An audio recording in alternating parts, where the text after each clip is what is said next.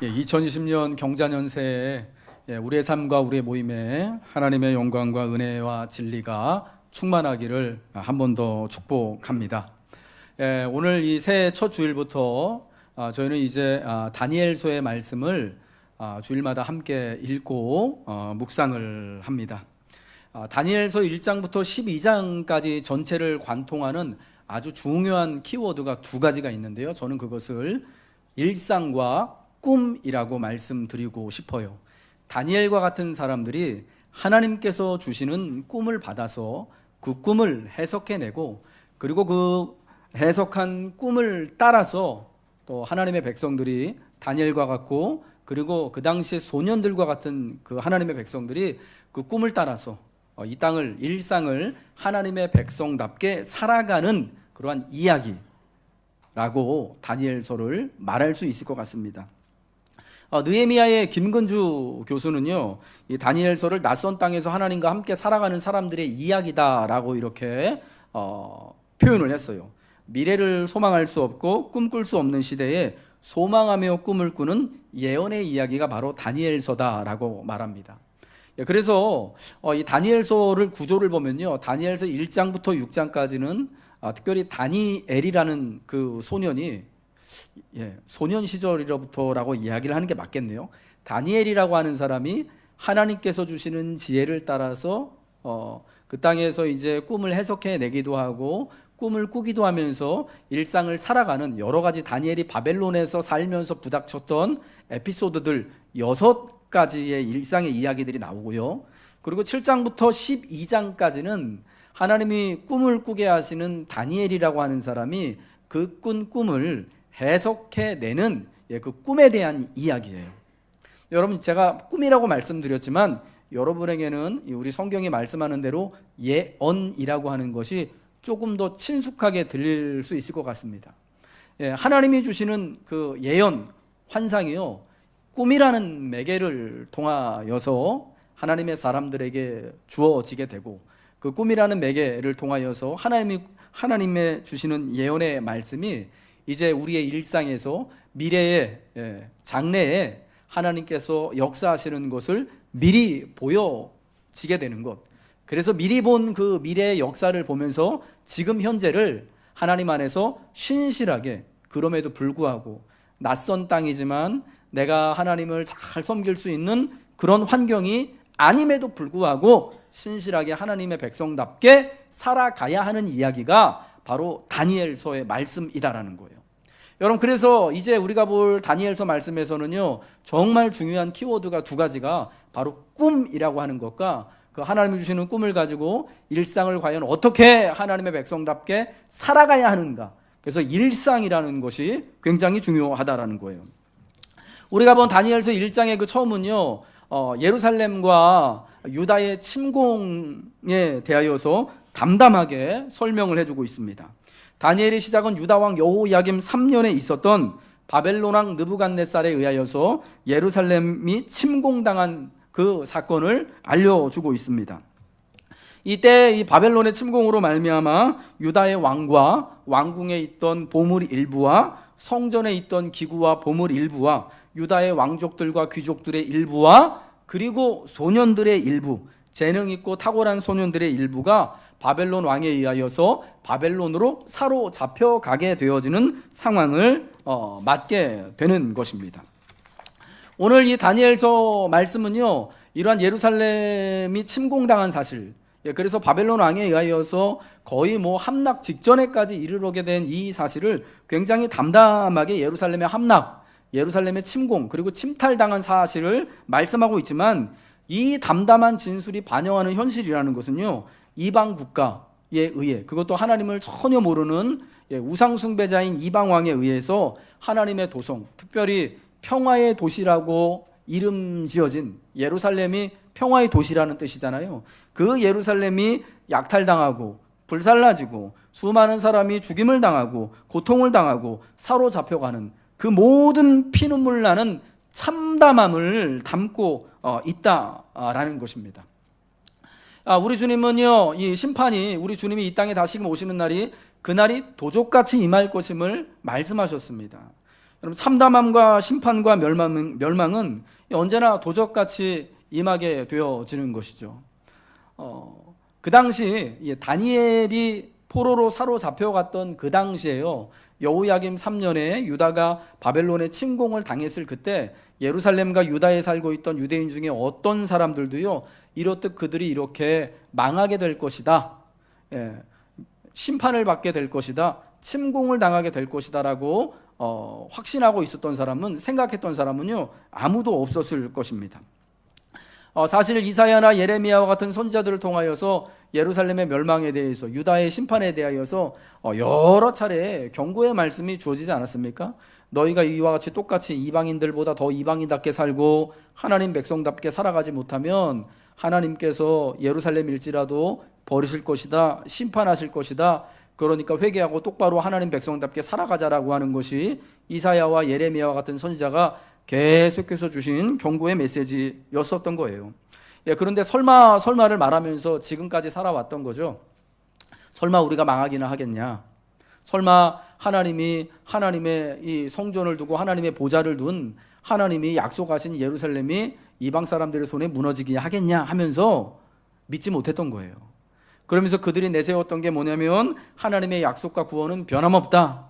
우리가 아무리 악하게 살더라도, 아무리 하나님의 뜻에 반하는 삶을 살더라도 하나님은 우리가 망하더라도 저 이방 사람들의 손에 의해서 망하게는 안 하실 것이다 라는 그런 그릇된 신념이 있었던 겁니다.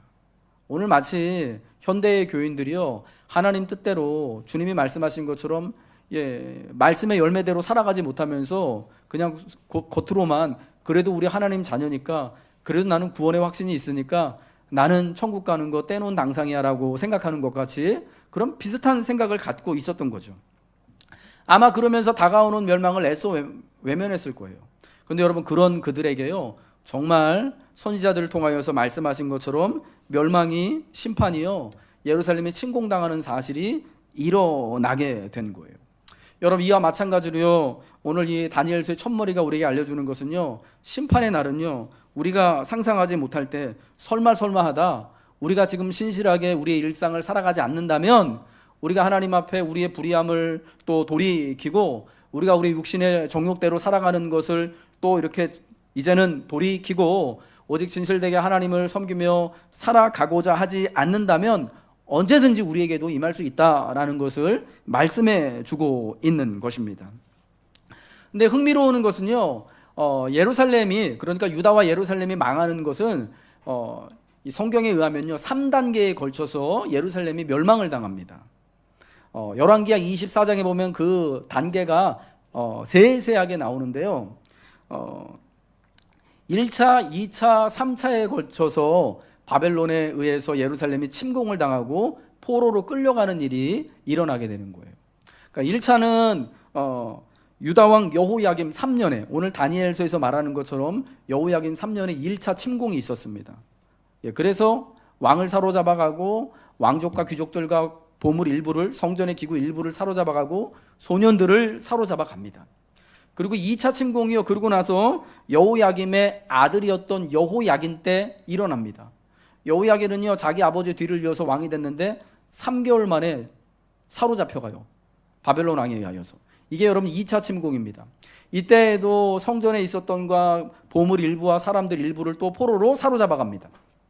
그리고 마지막에 마침내 3차 바벨론의 침공이 일어나는, 예루살렘 침공이 바벨론에 의해서 일어납니다. 그게 유다의 마지막 왕인 시드기야 왕 때입니다. 이 시드기야는 여호야김, 오늘 본문에 나오는 여호야김의 동생이에요.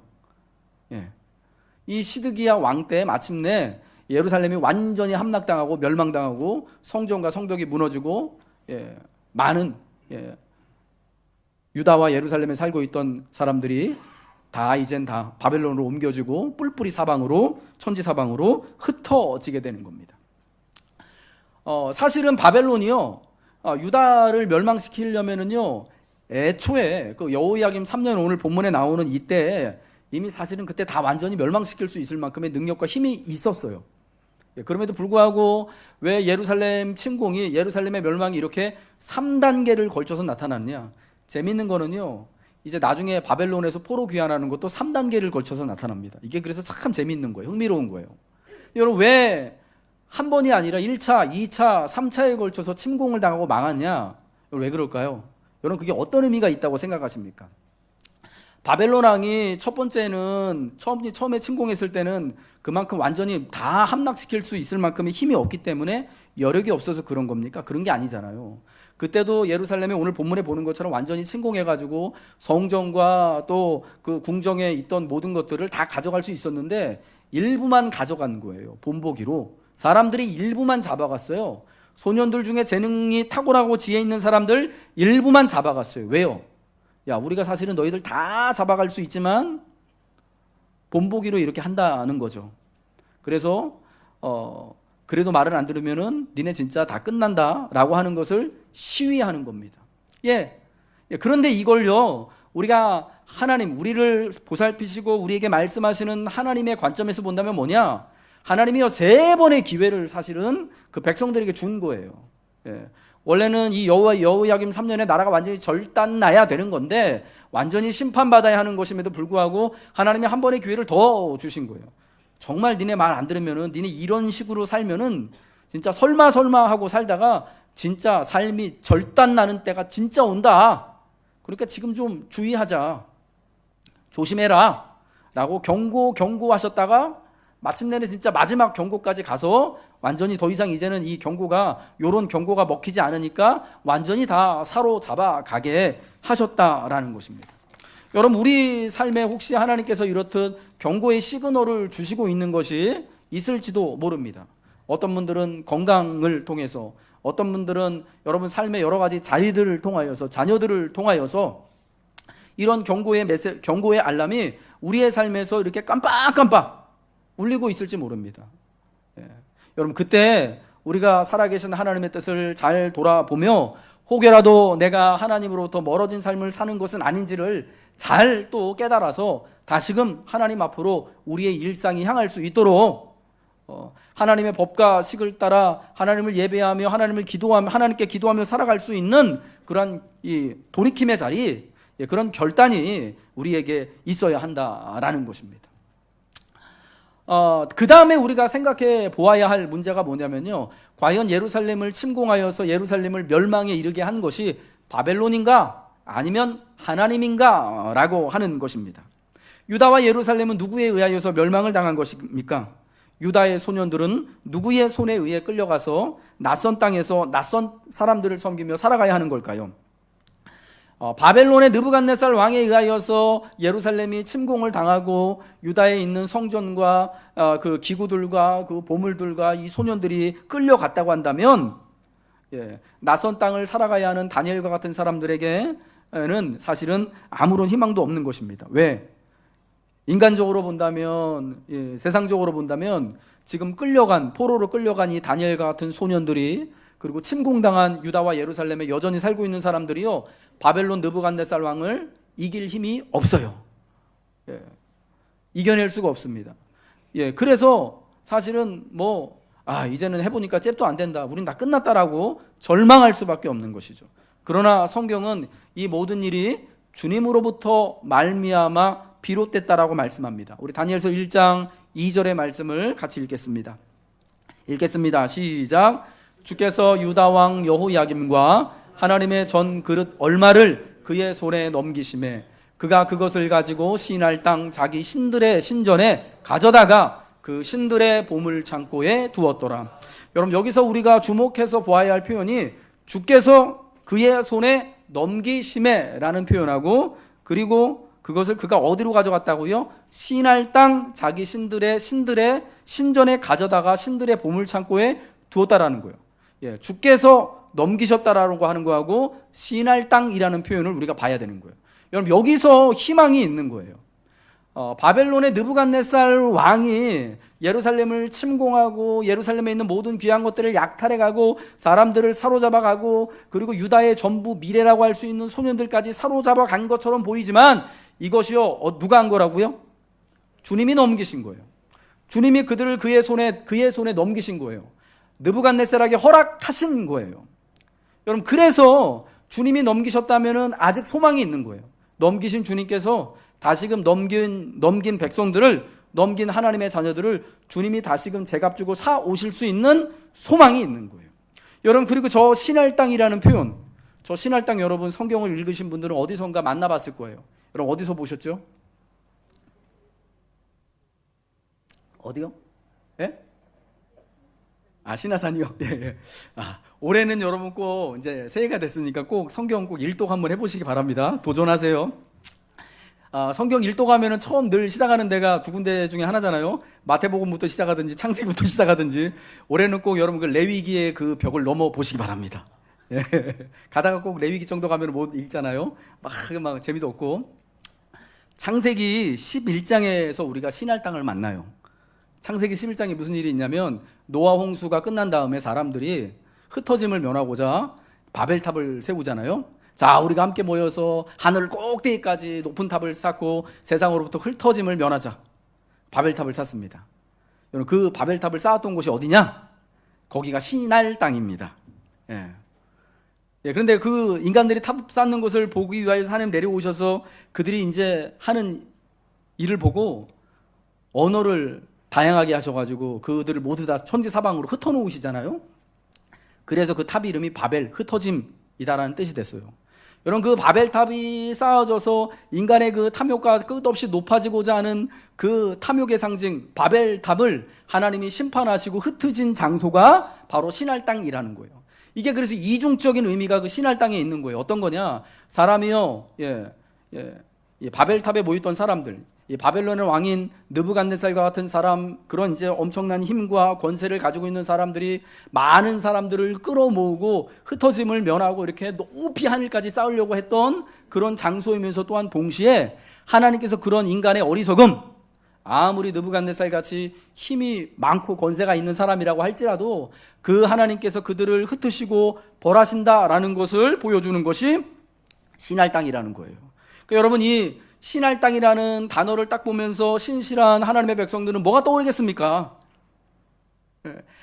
그렇지, 우리가 저 바벨론 왕에 의하여서 이렇게 흩어져서, 우리의 고향에서 흩어져서 저 먼 저 타양 바벨론의 여기저기로 이렇게 막 다 잡혀가서 낯선 땅에서 낯선 사람들과 함께 어쩌면은 낯선 이방의 왕을 섬기면서 살아가야 하지만 언젠가는 하나님께서 저 신할 땅에 세워졌던 바벨을 흩으셨던 것처럼 이 악한, 이 불의한 세상에 그 왕을 하나님께서 쓰러뜨리시고 무너뜨리시고 흩어져 갔던, 포로됐던 하나님의 백성들을 다시금 끌어모아서 하나님이 예비하신 곳으로, 하나님이 약속하신 곳으로 우리를 인도해 주실 거야 라는 이런 그런 위로와 그 소망과 믿음을 갖게 되는 것이 신할 땅이라는 그 표현에 들어있는 거예요.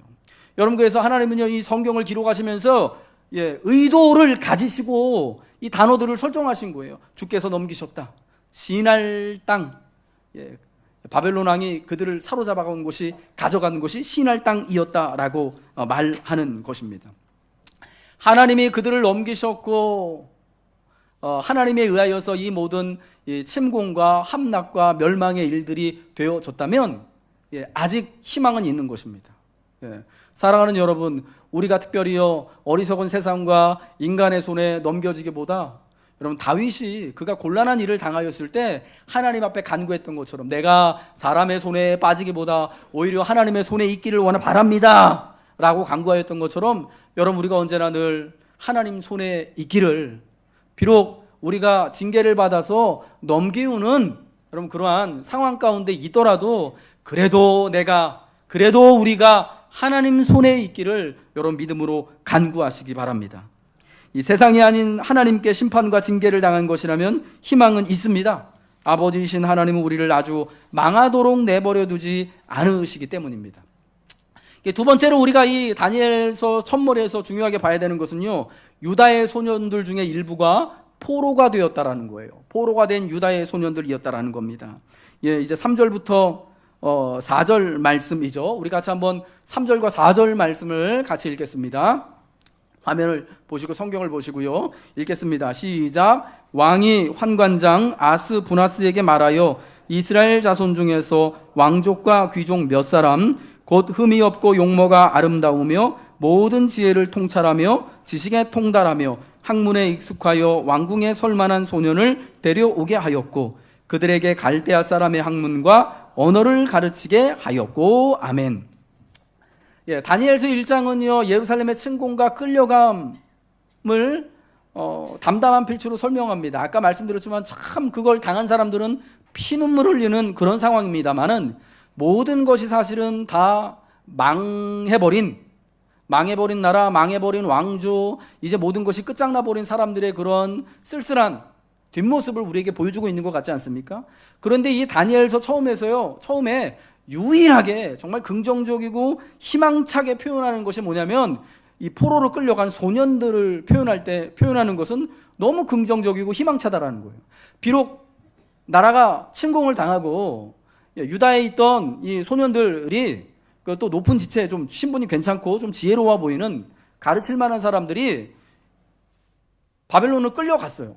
사실은 이때 바벨론 왕이 유다에서부터 사로잡아간 건요 유다의 모든 것이라고 말할 수 있는 거예요. 유다의 모든 미래를 사실은 가져간 거예요. 보물들을 가져갔죠. 성전의 기구들을 가져갔죠. 그리고 소년들도 사로잡아 갔는데 여러분 한 나라의 미래와 장래가 사실은 어디에 달려 있는 겁니까? 이제 막 자라가고 있는 소년들한테 있는 거잖아요. 젊은이들한테. 그러니까 미래마저 다 빼앗아 간 거예요. 탈취해 간 거예요. 그런데 여러분 그 암혹하고 진짜 이 참혹한 상황 가운데서 이 소년들은요 너무 희망차게 표현을 해주고 있어요. 이 소년들이 어떤 사람들이었다고요? 4절에 보니까 흠이 없고 어때요? 용모가 아름답고 모든 지혜를 통찰하며 지식에 통달하며 학문에 익숙하여 왕궁에 설만한 소년들이에요. 흠이 없습니다. 용모가 아름답습니다. 지혜와 지식에 통달하고 학문에 익숙한 사람들이었어요. 여러분 이 소년들을 잡아간 이유가 뭐냐면요 바벨론의 왕이요 이 소년들을 데려다가 바벨론식으로 교육을 시켜가지고 자기 신하 만들게 하기 위한 거였어요. 이제 망한 나라에서 이 똑똑한 소년들이라도 잘 돼야 되는 거잖아요. 여러분 그런 마음을 가지고 살아가기가 너무 쉬운 거 아니겠습니까? 3년 동안을요 바벨론식으로 먹이고 바벨론식으로 교육을 해서 바벨론 나라를 위한 바벨론 왕을 위한 충성스러운 신하 만들려고 이 소년들을 데리고 간 겁니다. 이게 여러분 바벨론의 느부갓네살 왕의 그러한 이제 목적이었는데 그러나 하나님은 그러한 이제 이 바벨론에서의 교육을 사용하셔서 다니엘과 같은 이 소년들을요 이제 꿈꿀 수 없는 나라가 망한 시대에 끌려간 사로잡혀간 많은 하나님의 백성들을 위하여서 함께 꿈을 꾸게 하고 함께 그 꿈대로 살아가게 하도록 힘을 주고 격려하기 위한 존재들로 교육을 시키시는 거예요. 3년간 그들을 먹이면서 바벨론식으로 교육을 시켰는데요 페르시아 문헌에 보면 3년간의 교육은요 종교적인 문제들에 관한 지식을 가르치는 기간이었다고 해요. 그러니까 이방 땅에서 이방 왕이 주는 음식을 먹으며 이게 여기 또 음식 문제가 나중에 또 나오잖아요. 음식 문제를 먹고 이방 왕의 교육을 받고 특별히 종교적인 교육을 받는데 이게 다 바벨론 왕을 위한 것 같지만 하나님은요 그 교육을 하나님의 백성들이 꿈꾸고 꿈꾸는 대로 살아갈 수 있도록 하는데 사용하시는 거예요. 3년간의 이 바벨론식 교육을 통하여 소년들은 낯선 땅 바벨론 제국 안에서 하나님의 백성들로 살아가기 위해 꼭 필요한 교육을 받는 거예요. 그들이 바벨론 내에서도 왕에게 인정받고 그 시대에 필요한 사람들로 되도록 세움받습니다. 그리고 그 세상에서 낯선 땅 바벨론에서 이방의 세상에서 선한 영향력을 끼치는 이들이 되어 우리 가운데 여전히 이방 땅 포로된 가운데지만 여전히 거하시는 하나님의 영광을 드러내어서 이제 많은 같이 사로잡혀갔던 사람들 나라의 멸망과 심판에 대하여서 아파하고 더 이상 희망이 없고 소망이 없다고 자포자기하고 있는 많은 사람들에게 귀감이 되도록 하는 것이 바로 이 소년들이다라는 겁니다. 우리가 여기서 좀 주목해서 봐야 될 것은 뭐냐면 이 소년들이요 참 학문도 뛰어나고 용모도 아름답고 모든 지혜를 통찰하고 지식에 통달한 한마디로 말하면 재능이 있고 참 누구보다도 탁월해 보이는 그런 사람들이었다라는 겁니다. 여러분 우리나라 일제시대 때 뭐 다 그런 건 아니지만 되게 많은 사람들이 뭐 독립운동을 하다가도 친일파가 되기도 하고 했잖아요. 특별히 뭐 안타까운 일이지만 우리나라 이제 근세사의 처음 그 지식계층 중에 이 일제시대 말기에 이제 뭐라 그래야 되나요? 친일파로 개종했다고 해야 되나요? 그런 분들이 더러 많이 계셨거든요. 여러분, 왜 그런 일이 일어났을까요? 어떤 영화에서 말하는 것처럼요, 일본이 그렇게 망할 줄을 몰랐던 거예요. 한 36년인가요? 일본이 우리나라를 지배한 게? 우리는 지금 지나고 보니까 36년밖에 안 되잖아요. 그런데 그 당시 사람들은요, 일본이 계속해서 영구히 조선을 붙잡고 우리를 식민지 삼아서 살 것 같은, 여러분, 그런 시대, 암울한 시대였단 말이에요. 일본이 망하리라고는 조선이 독립할까? 이게요, 세월이 점점 10년, 20년, 30년 가면서 점점 회의적이 됐단 말이에요. 그러니까 여러분, 똑똑한 사람들, 특별히 그 당시 살아가고 있던 사람들 중에 다는 아니지만, 전부는 아니지만, 이런 생각하기가 쉽잖아요. 나라가 망했으니, 민족이 망했으니, 이젠 나라도 한번 잘 살아보자. 여러분, 이런 마음 갖는 거 너무 당연하잖아요. 여러분, 그런 암흑한 시대에 나 혼자서라도, 나 개인 한 사람이라도 서바이벌 하는 게, 살아남는 게 사실은 중요한 거 아닙니까? 그런 마음을 갖다 보니까 진짜 일제 말년에 참 어리석게도 친일파로 변신하게 되어지는 독립운동하던 분들도 있고, 그런 선생님들도 참 많이 일어나게 됐던 거예요. 이게 참 우리 민족의 비극이다라는 거죠. 똑같은 상황이잖아요. 지금 이 다니엘과 같은 소년들이 겪은 상황이요. 사로잡혀 갔어요. 나라는 망하고. 근데 그들은 이 똑똑하고 지혜롭습니다. 3년간 교육이 뭘 심어주는 겁니까? 니네 나라 이제 망했으니까 더 이상 바벨론으로부터 독립할 어떤 그런 힘도 없고 희망도 없으니까 니네라도 잘 살아야 되지 않겠냐? 라는 거 심어주는 거 아니겠습니까? 여러분, 그렇게 사실은 따라가기가 너무 쉬운 거예요. 그냥 개인적인 부귀 영화와 영달과 성공을 내세우고 주장하기가 너무나 쉬운 것입니다. 그런데 하나님은요, 이 다니엘과 그리고 그의 친구들 하나냐와 미사엘과 아사랴로 불리는 이 소년들을, 이 재능 있고 탁월한 이 소년들을 통하여서 정말 재능과 탁월함이 필요한 자리가 어디냐? 부귀 영화를 위하여서 필요한 것이 아니라 고통의 현장에, 고난의 현장에, 꿈꿀 수 없는 시대에 이 재능과 탁월함을 통하여서 많은 이로 하여금 같이 꿈꾸게 하고, 많은 이로 하여금 같이 위로받게 하고, 많은 이로 하여금 같이 꿈대로 살아갈 수 있도록 길을 열어주는 일을 하게 하시는 거예요. 여러분, 사랑하는 우리 성도 여러분들, 특별히 우리와 같은 시대에 참 꿈꿀 수 없고 더 이상 희망하고 소망할 수 없는 시대에 하나님이 여러분에게 재능과 탁월함을 주시기를 주님의 이름으로 축복합니다. 그리고 우리 가운데, 우리 시대 가운데, 우리 모임 가운데 그러한 재능과 탁월함을 지니고 있는 하나님 앞에 신실한 자녀들, 또 소년들, 소녀들이 많이 일어나기를 주님의 이름으로 축복합니다.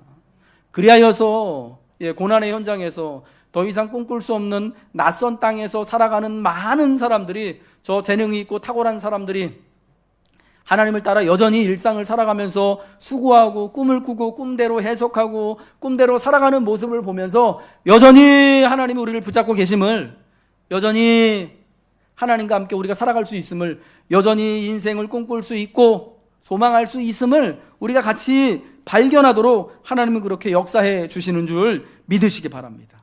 오늘 그래서요, 우리의 재능과 우리의 탁월함이 필요한 자리가 어디냐? 바로 그러한 현장이라는 거예요. 바벨론 왕궁에서 필요한 거예요. 세상에서 필요한 거예요. 하나님의 백성으로 진실되게 서로 살아갈 수 있도록 하나님께서 주시는 꿈을 우리가 바로 꾸고 해석하고 살아갈 수 있도록 그 재능과 탁월함이 필요한 것입니다. 그러면 여러분, 하나님 앞에 이 소년들이 가지고 있었던 것 같은 그러한 은혜를 여러분 구하십시오. 이러한 이 시대의 동향들이 우리 예수 믿는 또 교회 가운데마다, 가정 가운데마다 많이 일어날 수 있기를 여러분 같이 기도해 주시기 바랍니다. 아멘이시죠? 여러분 자녀가 그런 자녀 되시길 주님의 이름으로 축복합니다. 축복합니다. 솔직히 우리는 글렀잖아요. 우리는 이제 안 되잖아요. 모르겠습니다. 이런 말씀 드리면 또 안 되게 또 좀 그렇지만은 우리 아이들에게 다음 세대 여러분 그런 희망이 있어야 되지 않겠습니까?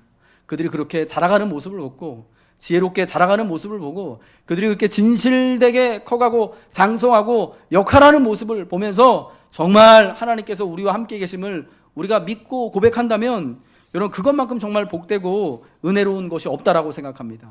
이제 말씀에 마치도록 하겠습니다. 이 다니엘서와 같은 성경을요, 성경의 장르에서 묵시라고 분류를 합니다. 묵시. 우리가 알고 있는 묵시 중에 대표적인 게 요한계시록이에요. 이걸 아포칼립시스라고 하잖아요. 묵시라는 것은요, 드러나다라는 의미가 있는 거예요. 밝혀진다라는 의미가 있는 거예요. 앞으로 이루어질 일에 대해 감추어졌던 비밀스러운 하나님의 뜻이 밝혀지는 것, 그리고 또 그 드러남을 가리키는 이 문학적 양식인 거예요. 이게 주로 세상의 마지막 날에 이루어질 온 세상의 변화를, 하나님이 가져오시는 변화를 표현하기 위해 사용하는 것이 묵시예요. 하나님께서 친히 풀어가시는 새로운 날, 끝날에 대한 꿈과 기대를 담은 묵시는 언제 일어나느냐? 다니엘 1장처럼요, 나라가 사라지고 자신의 이름조차 원래 이름대로 불리우지 못하는, 다니엘이 여러분 바벨론 사람들에 의하여서, 왕에 의하여서 벨드사살로 불리잖아요. 그런 시대에 남의 땅에 끌려가서 아무런 희망도 소망도 가질 수 없는 채 그 세상의 일부로 편입되어 살아가야만 하는 시대에 묵시가 주어지는 거예요. 여러분, 묵시가요, 그래서 여러분 가장 절망스럽고 힘들고 괴로운 시대에 하나님이 주시는 꿈인 거예요. 이 말을요, 그래서 그 김근주라는 선생님은, 교수님은 이렇게 표현했어요. 도무지 아무런 꿈도 꿀 수 없는 시대야말로 묵시로 꿈을 꾸는 시대다. 저는 이 말이 너무 멋있더라고요. 묵시는 꿈 꿀 수 없는 시대에 꾸게 되는 하나님의 꿈이다 라고 이게 표현을 했더라고요. 여러분, 오늘 사실 어쩌면 우리에게 이런 하나님이 우리에게 주시는 묵시와 같은 꿈이 필요한 거 아니겠습니까? 언제 이 재능과 이 지혜가 탁월한 이 다니엘과 같은 소년들이 교육받고 훈련되고 준비가 됩니까? 언제 이러한 소년들을 통하여서, 다니엘과 같은 사람들을 통하여서 하나님이 역사하실 그 미래에 대한 소망에 대한 그 꿈, 그 묵시가 주어집니까? 바로 예루살렘에 침공을 당하고 다 사로잡혀가서 낯선 땅에서 낯선 나라의 왕을 섬기고 살아가야만 하는, 아무런 이제는 정말 희망도 없고 소망도 없고 내 힘으로는 꿈꿀 수 없는 그런 때에 하나님이 꾸게 하시는 묵시, 꿈이 주어지는 것입니다. 사랑하는 우리 성도 여러분들, 우리 인생에 대한 분명한 목적과 또 분명한 의도를 우리가 가지고 있다고 여기지만, 특별히 예수 믿는 사람들로서 내 목적은 주님이다, 내가 예수 잘 믿는 사람이 되어야겠다, 하나님에서 신실하고 진실된 그런 삶을 살아야겠다라고 결단하고 정말 우리가 그런 인생을 살고 그런 복되고 기쁘고 감사가 넘치는 삶을 하나님 앞에 살아가기를 소망하지만, 그러나 거기까지, 그 목적지까지 어떻게 도달할지 모르는 사람들이 여러분 다 우리 대부분 아닙니까? 오늘 이 시대에 수많은 사람들이 인생에 대해서, 삶에 대하여서 사실은 기대도 사실은 없고 희망도 저버리고 별 꿈도 꾸지 않는, 여러분 그런 상황 가운데 우리가 있지 않습니까? 이건 정말 웃은 얘기가 될 수도 있지만은, 제가 어렸을 때, 여러분 어릴 때도 그랬잖아요. 너 이 다음에 커서 꿈이 뭐냐면 애들이 전부 다 저는 장군이고요, 저는 박사고요, 저는 대통령이고 했어요. 근데 점점 세월이 흐르면서 애들 꿈이 되게 현실화되잖아요. 요즘 애들한테 꿈 물어보면요, 너 커서 뭐 될래 물어보면은 1등이 뭔지 아십니까? 건물주, 간물주. 그 다음에 2등이 뭔지 아십니까? 유튜브 크리에이터. 뭔지 아세요? 유튜브로 방송하는 사람이요. 그런 거예요. 그리고 3등이 뭔지 아십니까? 저는 뭐 해야 될지 몰라요, 꿈이 없어요, 이렇게 말하는 거예요. 뭐를 좋아하는지, 뭘 되고 싶은지 몰라요. 이게 사실은 우리 시대가 여러분 지금 그러잖아요. 여러분 그런 시대이기 때문에요, 우리에게 하나님이 주시는 꿈이 필요한 겁니다. 우리에게 다니엘과 그 시대의 소년들과 같은 그 사람들이 필요한 것입니다. 하나님은 우리로 하여금 반드시 꿈꾸게 하실 줄 믿으시기 바랍니다.